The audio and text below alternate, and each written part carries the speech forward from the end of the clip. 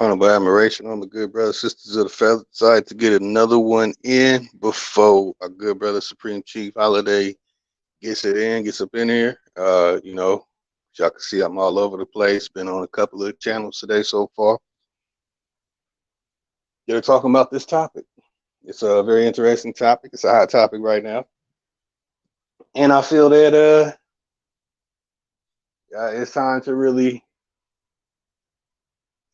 show what we're made of in doing this research. So earlier I mentioned Orditu. Actually, it's Orbis, Orbis, Eruditi, Eruditi. When you look this up, you can look from the 17th century alphabets, fonts, and presses that everyone used, showing and proving that there was a standard use, that people didn't just go around making their own presses and making books and everything all uniquely their own, that was not happening, and let alone not happening at that date. But again, I just wanted to share that with everybody. Wanted to get it in so everybody can know what I was talking about. Not leaving you in the dark like I showed earlier. You know what I'm saying? Well, now it's not messing up. Let me get something playing on a nice low, not too loud. Played that back earlier. Music started making my head hurt.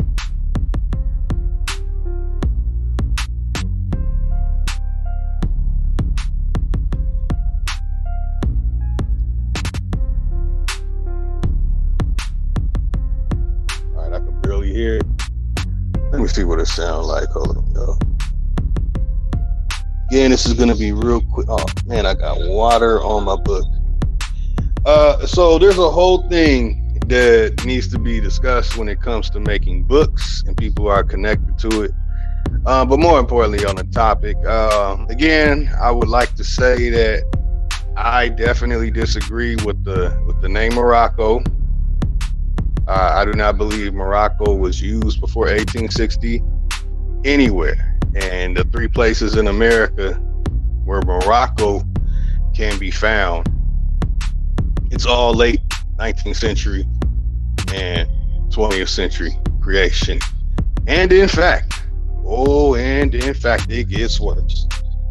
See, I discovered this about 4 or 5 years ago while debating, what's the little dog's name? Cujo from Candyland Moors out there in Canada. And he debated saying that the Moors came here and taught the Aborigines everything. Aborigines didn't have anything going for themselves, this, that, and the third. He didn't know I had a small nation of people. So I just laughed. And as he continued to say this, and then he bragged about Morocco, bragged about the Sultan of Morocco, bragged about the only people to accept America as this, that, and the third, and all this, and all these things. But he didn't know that I had somebody in Morocco giving me information on that, who I went through my old co-host, Omo Shongo from Cameroon, who also reads Arabic and speaks Arabic, fluent in French. And this is the reason why, and this is what I want to say, this is what separates armchair research from field research. And when it comes to this, it's field research is so important. So I didn't really get to talk about it earlier. Why I no longer say Indiana or Indian land, Indiana. Well, that's because I am a field researcher. I'm not an armchair researcher, a screen, mouse, and keyboard researcher. I am a field research. That means I went to Indiana, Indianapolis, went downtown, documented going around and observing all these great structures and buildings that have dates going back to the 17th century, 18th century, and 19th century, and getting access to it due to my name, due to having an ancestor who supposedly owned land in Connersville. In fact, that was my ancestor that owned what was called Connersville, Indiana, Edward Hood, that part. And I have actual history to the land of Indiana. So I took pride in this. I mean, like real pride. Like, oh man, Indian land, Indiana. I said it over and over 5 years ago, 4 years ago, 3 years ago. Why did I stop saying it 3 years ago? Just like this name Morocco, just like Moore, just like many other words that people identify with themselves, I found out it was a lie. I looked up Indiana, that the name Indian was used in 1790. I went to location. No, it was not. There was no empirical data. Then it said that that the whole area in the Midwest, that's from Minneapolis, Minnesota, to Missouri, to the Carolinas, and all the way up to Ohio, was all called Indiana. Found out that was a lie. Then I found out that the word Indiana is a interesting concept and phrase coined by certain people. Not giving that up yet. So that the word ana and a are actually suffix. A at the end for Indiana, but that's ana at the end. So with an at the end, these are all suffixes.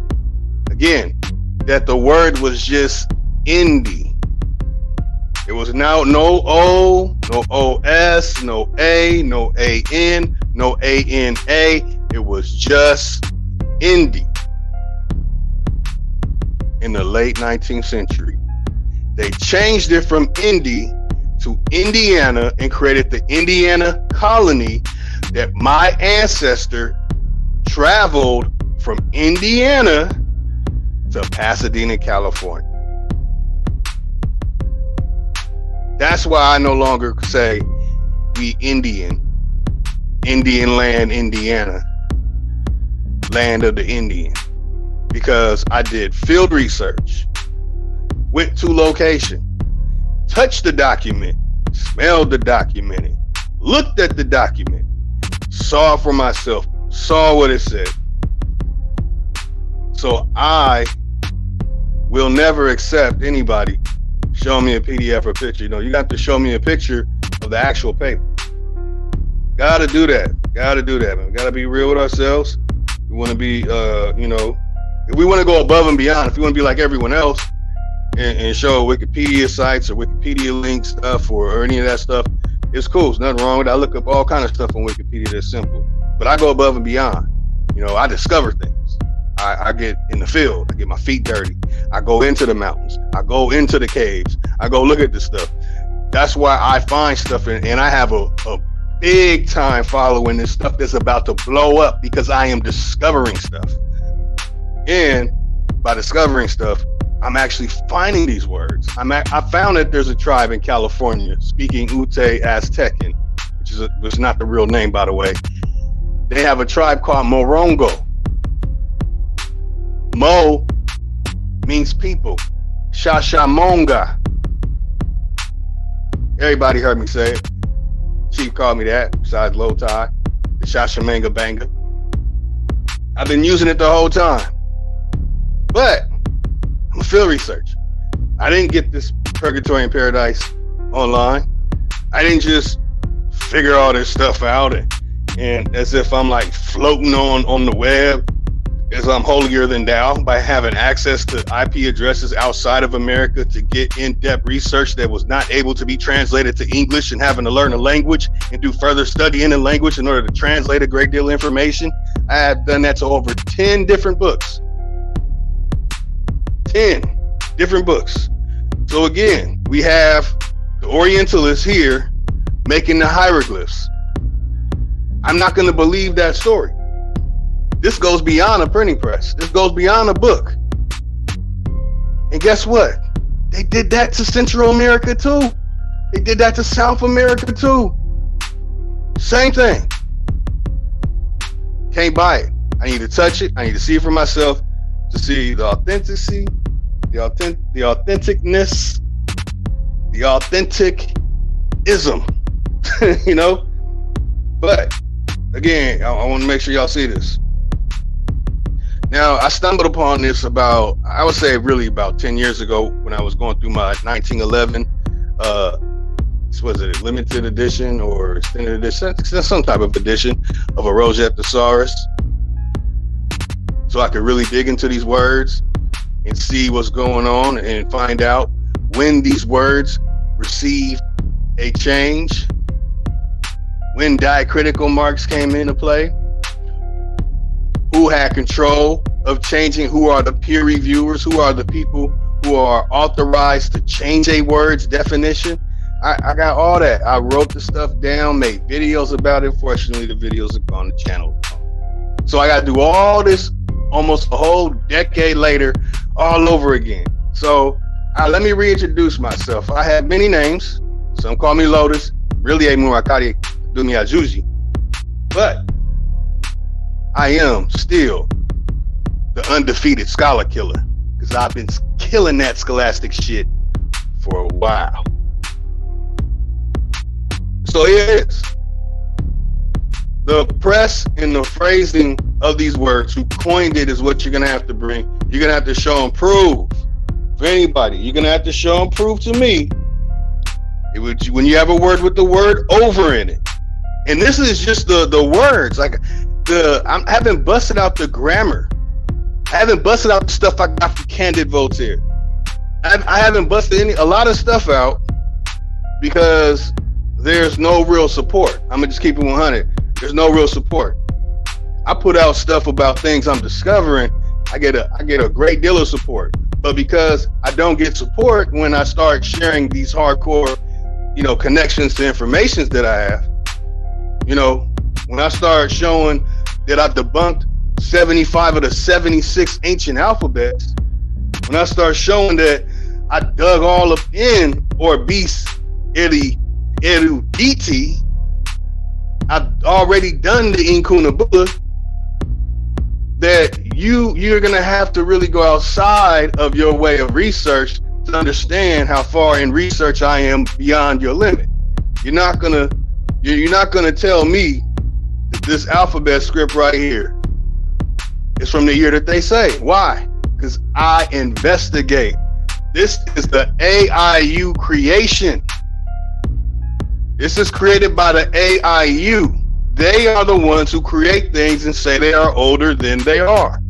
They're the ones that make a story, use one of their fonts that they created by taking art and making symbols into what's called the Arabic alphabet and creating stories to make you think that the Maghreb script is Arabic. The Maghreb script is Tafina.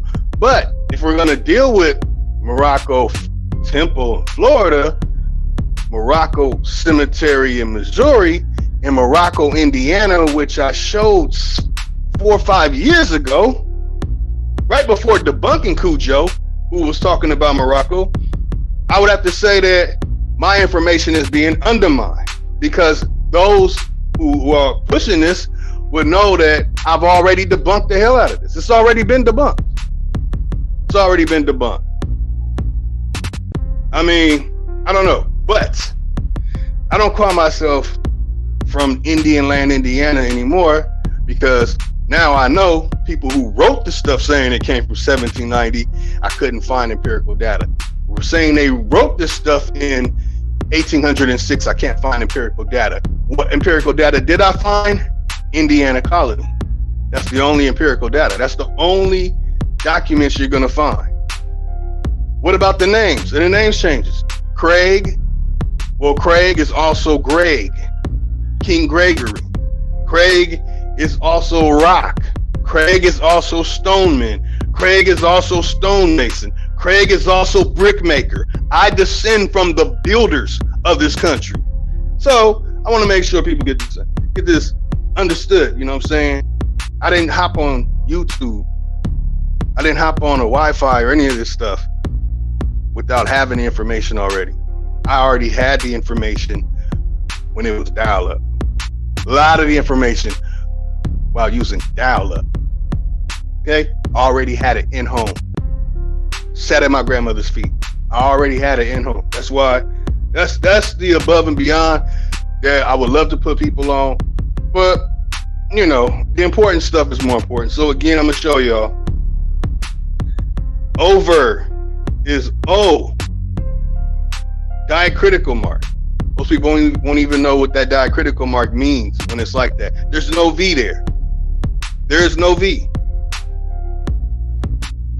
Look at the way the spelling is. Hallowed. Next paragraph. Hear, O ye hallowed. I'm not saying everybody used that same way of talking. I'm saying that they printed in this way. I'm saying that our great grandparents did not talk the way we talk today. They talked a different way, similar to this. We did not change our ways and start accepting all these foreign things like a globe, like Morocco, or more, any of these things. We didn't fully accept this stuff to even be in existence, or even the Federal Reserve note, until after the 1930s. So there's a whole lot that is going to come out of this. So most people who are into this stuff, bookworms or nerds or whatever, you will definitely benefit from this information. But it's not going to put food on plate. And I'm giving professor level information. I'm not getting professor level money. So I will put out as much as is needed to express what I mean. And what I mean is these words. The word escaped down at the bottom. The diacritical mark, SCAPED. That's what I'm saying. So when people are gonna show me these words in these books this whole time, y'all, every time y'all been showing me stuff, I literally don't believe it. I'm sorry. I can tell by the grammar. I know it's not from that period of time. This is on a book that copied a writing from the 19th century, but it was put on a book in the 20th century. So what I'm saying is, even this writing that I'm showing you, it wasn't even put on a book until the 20th century. It's complicated. Needs to be done though. Definitely needs to be done. Man, I didn't get up out of this one. So, this is gonna be real quick, man. Waiting for Chief turned up because this is a subject and information that I'm actually passionate about myself. This is the information that I love. It's called pseudoscientific language comparison. That means when you take a word, the way it sounds today, and you try and apply it to a historical event. Pseudolinguistics is when you have a word that has multiple definitions. That's why you have to get a Rosetta Thesaurus so you don't fall for it. You go look up nice, and Rosetta Thesaurus is going to tell you that it means you don't know. Unknown. There's a lot of words. You're going to get the direct connections of French, Latin, German, Italian, Italiano, Spanish, Polish, Swedish.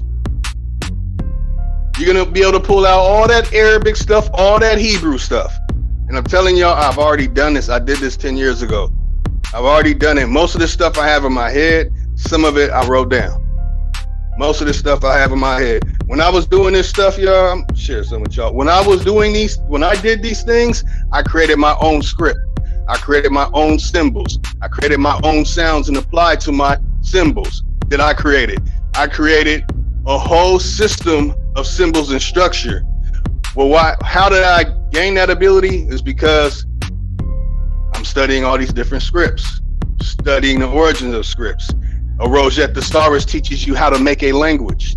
It gives you the basic principles on a way to structure a language. And it gives you all the other languages that have been structured and accepted that are on printed books of the world, in the world. So I'll give you another page.